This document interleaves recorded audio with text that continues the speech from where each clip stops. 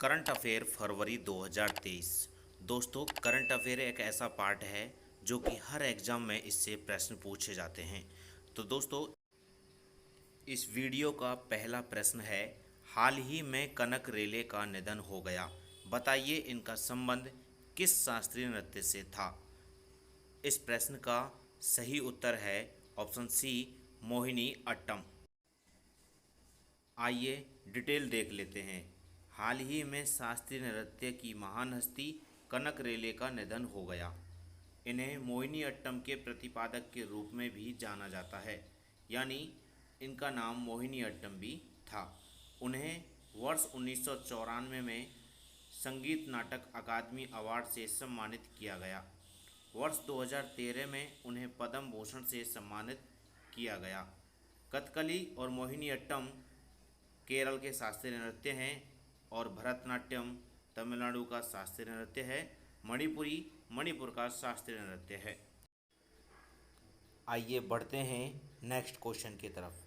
13 फरवरी को किन की याद में राष्ट्रीय महिला दिवस मनाया जाता है। इसका सही आंसर है option number B, Sarojini Naidu. आइए इसे डिटेल में देख लेते हैं। 13 फरवरी को सरोजिनी नायडू की जयंती मनाई जाती है। भारत में सरोजिनी नायडू की जयंती को राष्ट्रीय महिला दिवस के रूप में मनाया जाता है। उन्हें भारतीय कोकिला के नाम से भी जाना जाता है। सरोजिनी नायडू को वर्ष 1925 के कानपुर अधिवेशन में कांग्रेस की पहली भारतीय महिला अध्यक्ष के रूप में चुना गया।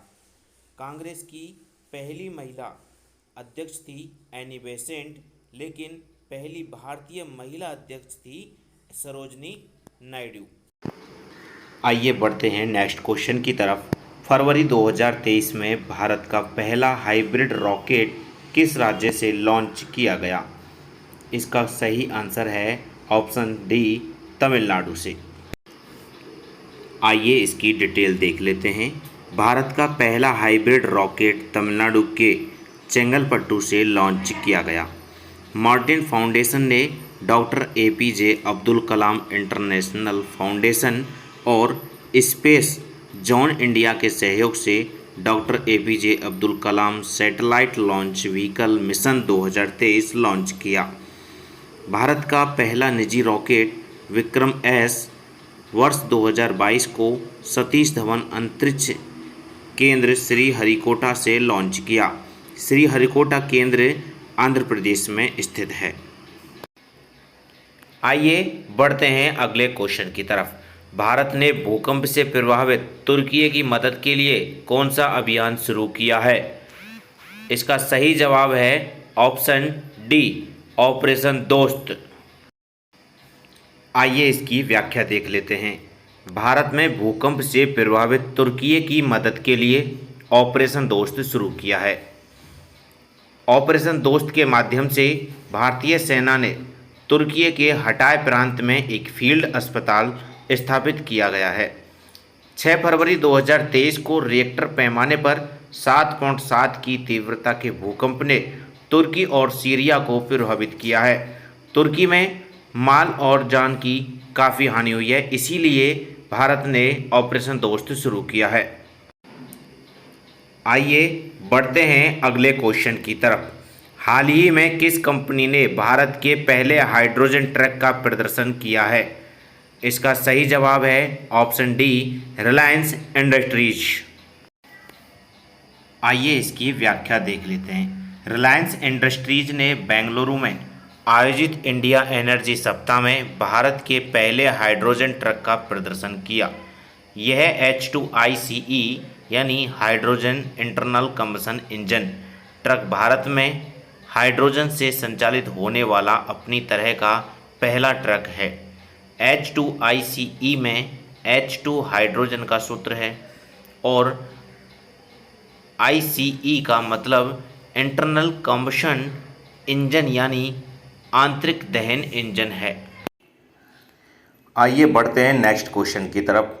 हाल ही में किस यूनिवर्सिटी को दुनिया का पहला लिविंग हेरिटेज यूनिवर्सिटी का दर्जा दिया गया है। इस प्रश्न का सही जवाब है ऑप्शन डी, विश्व भारती यूनिवर्सिटी। आइए इसे डिटेल में देख लेते हैं। विश्व भारती विश्वविद्यालय को दुनिया का पहला लिविंग हेरिटेज यूनिवर्सिटी का दर्जा दिया गया। इसकी स्थापना वर्ष 1921 में रविन्द्रनाथ टैगोर के द्वारा की गई थी। भारत में पश्चिमी बंगाल में शांति निकेतन में यह स्थित है। सामान्यतः विरासत का टैग अमूर्त स्मारक को दिया जाता है। दुनिया में पहली बार किसी मूर्त विश्वविद्यालय को यूनेस्को से विरासत का टैग मिला। आइए बढ़ते हैं नेक्स्ट क्वेश्चन की तरफ। विश्व कैंसर दिवस कब मनाया जाता है?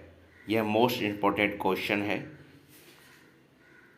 इस प्रश्न का सही जवाब है ऑप्शन डी 4 फरवरी। आइए इसे डिटेल में देख लेते हैं। हर साल 4 फरवरी को विश्व कैंसर दिवस मनाया जाता है। विश्व कैंसर दिवस 2023 की थीम है क्लोज द केयर गैप। विश्व स्वास्थ्य संगठन ने वर्ष 1933 में पहला कैंसर दिवस जिनेवा स्विट्जरलैंड में मनाया था और जिनेवा स्विट्जरलैंड में ही विश्व स्वास्थ्य संगठन का मुख्यालय है।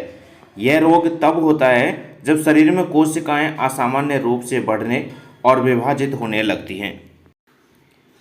बढ़ते हैं नेक्स्ट क्वेश्चन की तरफ।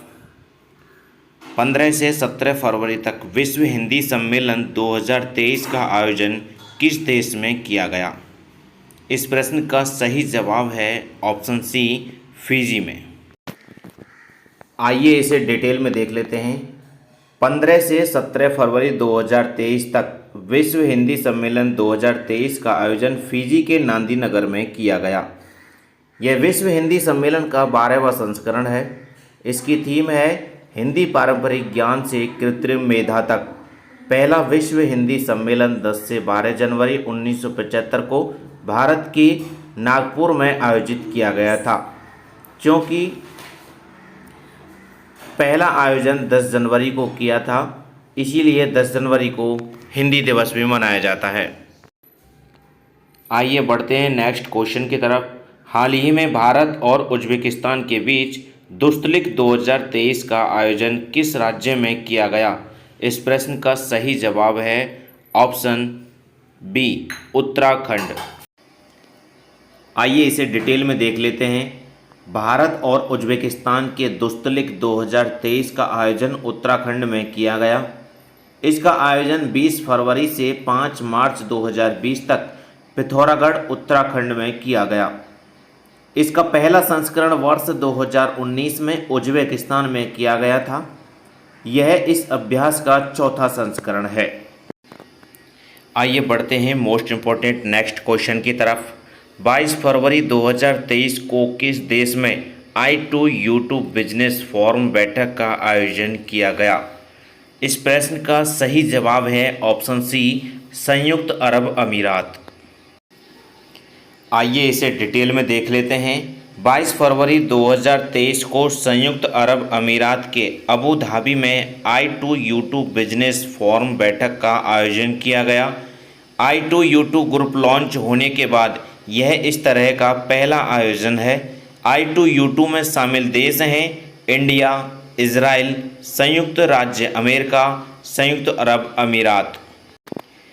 आइए बढ़ते हैं नेक्स्ट क्वेश्चन की तरफ। हाल ही में भारत के यूनिफाइड पेमेंट्स इंटरफेस यानी यूपीआई ने किस देश के पे नाउ के साथ साझेदारी की है? इस प्रश्न का सही जवाब है ऑप्शन बी सिंगापुर। आइए इसे डिटेल में देख लेते हैं। भारत के यूनिफाइड पेमेंट्स इंटरफेस यानी यूपीआई और सिंगापुर के पे नाउ के बीच तीव्र गति से प्रेषण यानी रेमिटेंस को सुनिश्चित करने के लिए साझेदारी हुई है।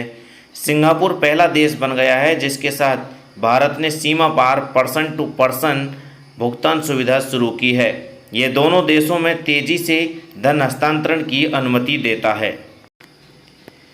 आइए बढ़ते हैं नेक्स्ट क्वेश्चन की तरफ। हाल ही में संसद रत्न पुरस्कार 2023 में कितने सांसदों को सम्मानित किया गया? इस प्रश्न का सही जवाब है ऑप्शन सी 13 सांसदों को सम्मानित किया गया। आइए इसे डिटेल में देख लेते हैं। संसद रत्न पुरस्कार 2023 से 13 सांसदों को सम्मानित किया गया। इसमें राज्यसभा के 5 सांसद और लोकसभा के 8 सांसदों का नाम शामिल है।